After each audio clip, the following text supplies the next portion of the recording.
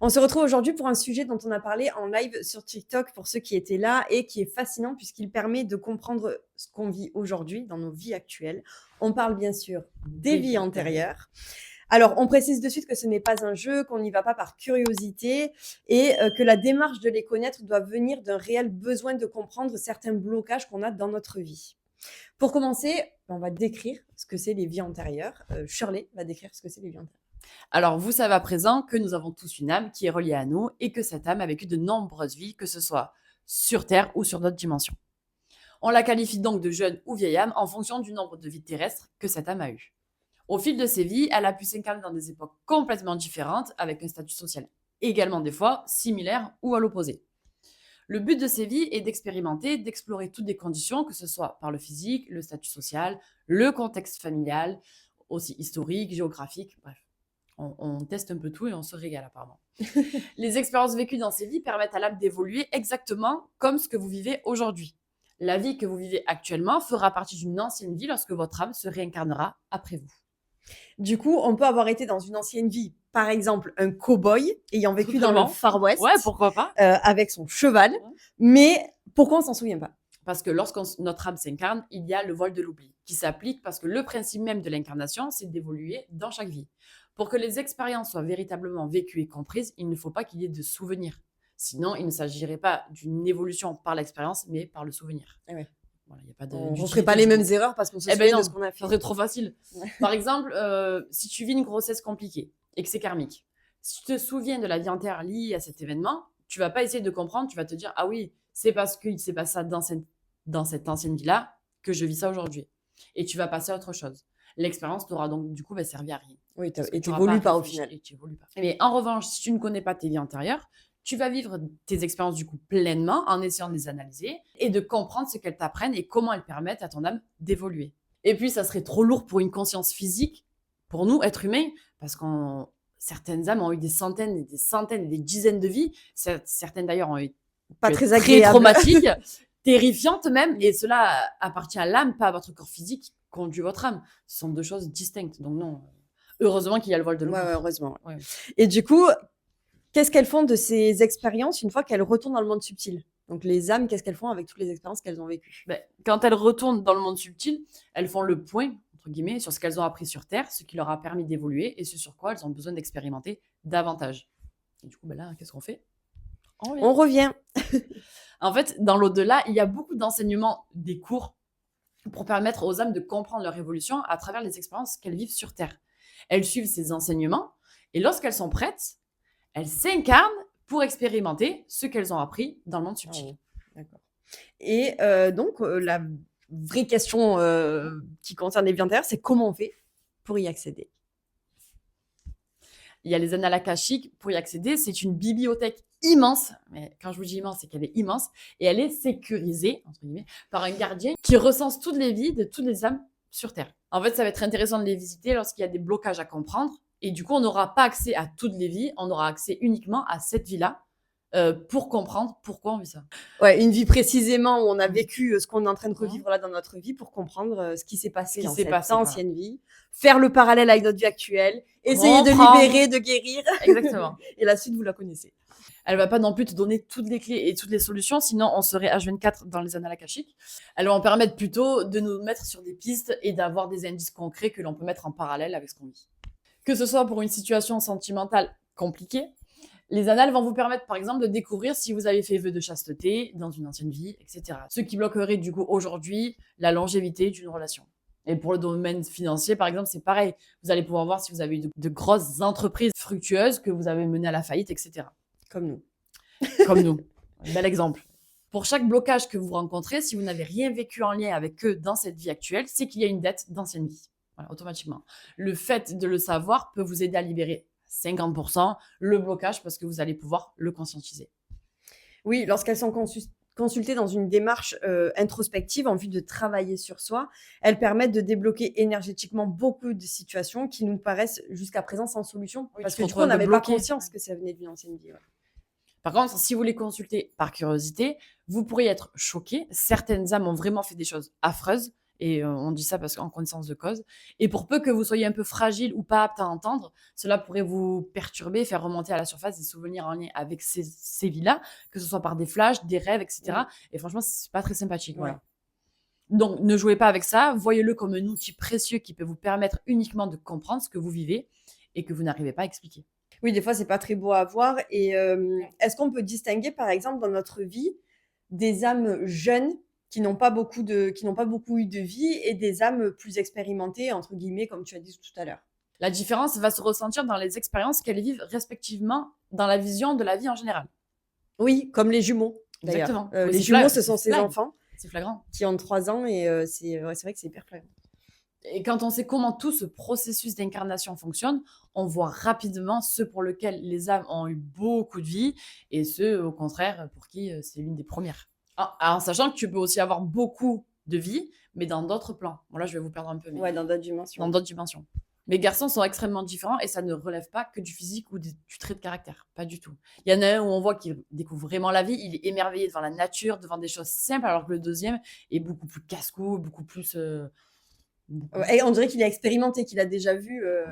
Sloan, si tu le mets devant un sac de boxe, même si c'est pas un sac de boxe, mais que ça ressemble à un sac de boxe, il y va. il tape dedans et il s'était mis des gobelets Il était parti chercher des gobelets, et vous savez, les gobelets en carton Il les avait mis sur ses mains et il tapait. Je sais pas. pour faire les gants de boxe. Mais on regarde, enfin, chez nous, il y a personne qui fait de la boxe. On regarde pas des films, enfin, ils n'ont Il y pas a de accès la à la boxe. télé, déjà, d'entrée. Là, c'est vraiment inné.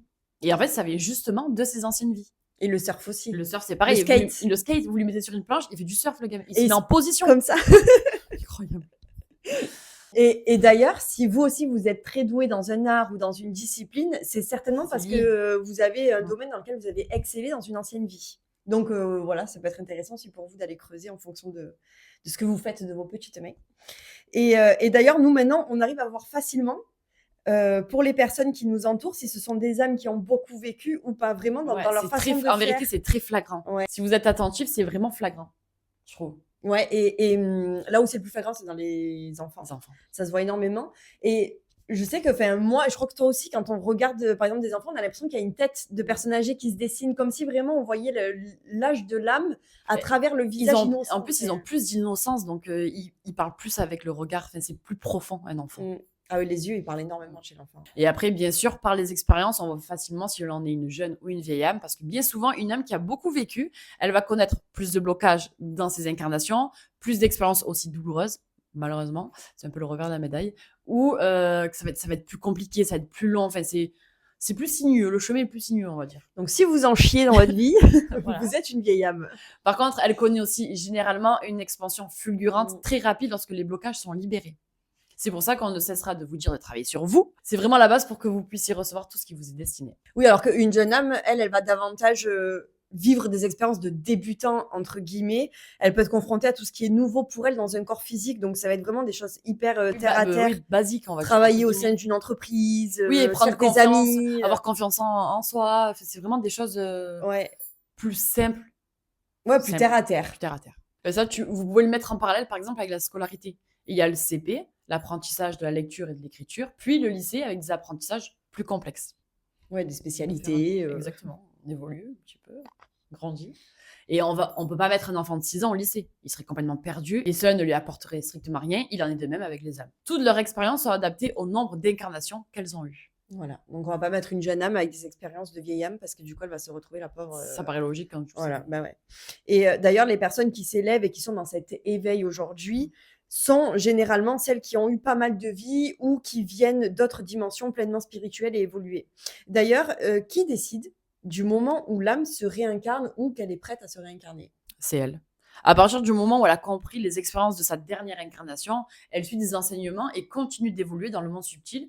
Et si elle le souhaite, elle peut décider de se réincarner pour expérimenter de nouvelles choses. Donc là, il se repasse tout le processus qu'on a évoqué dans la vidéo sur les expériences, c'est-à-dire qu'en fonction de toutes ses anciennes vies, l'âme va choisir et acter avec son guide les expériences qu'elle veut revivre et les nouvelles qu'elle veut expérimenter. Et est-ce qu'elle peut faire machine arrière, entre guillemets, quand elle a décidé de s'incarner? Par exemple, repartir dans le monde subtil, même si le processus d'incarnation était déjà enclenché, donc il y a eu une grossesse. Bien sûr, l'âme choisit ses parents ainsi que toutes les personnes qui vont l'accompagner pour son incarnation. Néanmoins, même s'il y a une grossesse, l'âme peut choisir de repartir entre guillemets et de ne pas s'incarner maintenant. Elle peut faire ce choix jusqu'aux 6 ans de l'enfant. Ouais, donc ça explique beaucoup de décès, décès, de morts subites même peut-être des fois. Ouais. Ça peut relever de différents facteurs, que ce soit un contrat d'âme avec les parents, parce qu'elle n'était pas prête, parce qu'elle a eu peur, peu importe. Et on vous encourage d'ailleurs vivement, pour toutes les personnes qui veulent avoir un enfant ou qui sont enceintes, de parler à l'âme de votre enfant, de le rassurer, de lui expliquer comment et dans quelles conditions cette âme sera accueillie. Les fausses couches, notamment, s'expliquent souvent par ce phénomène. Et d'ailleurs, les fausses couches, elles s'expliquent souvent par ce phénomène.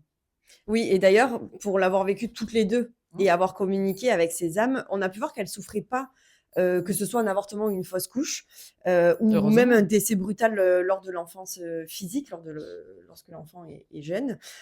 Pour mon cas d'ailleurs, elle m'avait dit, m'avoir rendu la «monnaie de ma pièce» entre guillemets de mon ancienne vie où, je l'avais négligée. Donc elle avait été très froide, hein, ça avait été, Ouais, ça va être fort. Moi, c'était un peu plus doux. voilà, Mais je franchement, grossais, le trait, mais dans les grandes lignes, c'est ce que ça voulait oui. dire. En tout cas, bonne continuation à Oui, ouais, toi, c'est ça, bonne bonne route continuation, bonne route. et reviens pas me voir surtout.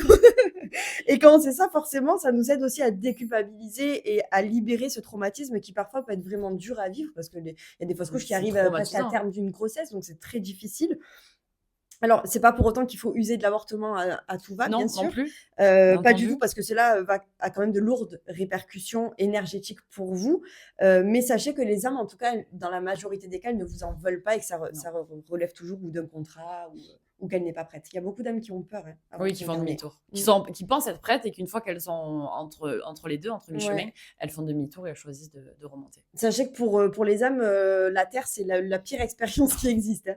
En haut, c'est beaucoup plus sympa. Ah oui, ça a rien à voir. Dans le cas d'une fausse couche, sachez aussi que ce n'est pas contre vous, du tout et que l'âme, elle ne souffre pas, c'est important de le savoir.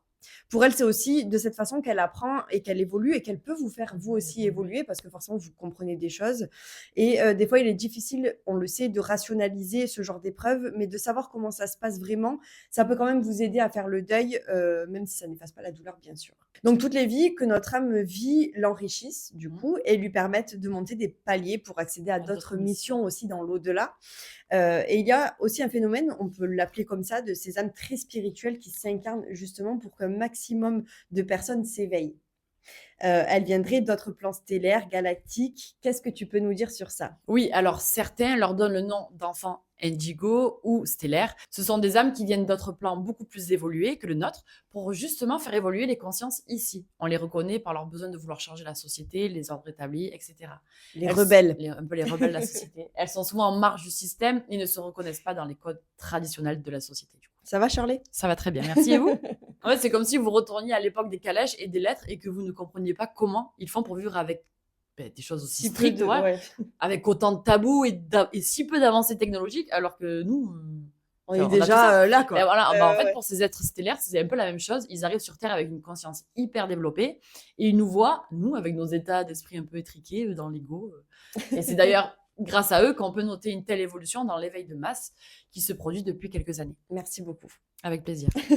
Donc là, pour le coup, ça peut être des jeunes âmes terrestres, par exemple, mais avec beaucoup de vie à l'heure active sur les plans supérieurs. Oui, c'est ce que je disais tout à l'heure, c'est ça. En Ouais. fait, eux, typiquement, ils vont expérimenter la vie terrestre, mais avec un éveil déjà ancré. Donc, ils vont évoluer très rapidement, malgré le fait qu'ils n'aient pas beaucoup d'expérience dans le monde terrestre. Et pour ceux qui ont accumulé les deux, autant dans le plan subtil, très élevé, que les incarnations terrestres, ça fait un feu d'artifice d'évolution, c'est de connaissance, de C'est transmutation, incroyable. c'est l'évolution Pokémon, voilà, on est passé de Pikachu, bref. Donc ils ont clairement un rôle à jouer auprès de l'humanité, même si c'est un petit groupe de personnes, leur mission se révèle généralement auprès d'un groupe, d'un ensemble. Le noyau va leur permettre d'évoluer de fil en aiguille, c'est comme ça que se produit l'éveil massif. Du coup, on peut dire que toi, tu es un être stellaire. Oui. Et d'ailleurs, on a fait une vidéo l'année dernière sur TikTok que vous pouvez retrouver. Je sais C'est plus. dans la catégorie thème, partie 2 et 17. Voilà, parfait. Vous avez toutes les infos. On espère que vous en savez plus à présent sur les vies antérieures. Et si vous pensez qu'en connaître l'une des vôtres pourrait vous être bénéfique, vous pouvez vous adresser à un médium qui consulte les annales akashiques. Dont on fait partie, bien entendu. On vous souhaite de passer une excellente semaine et on se retrouve dimanche prochain.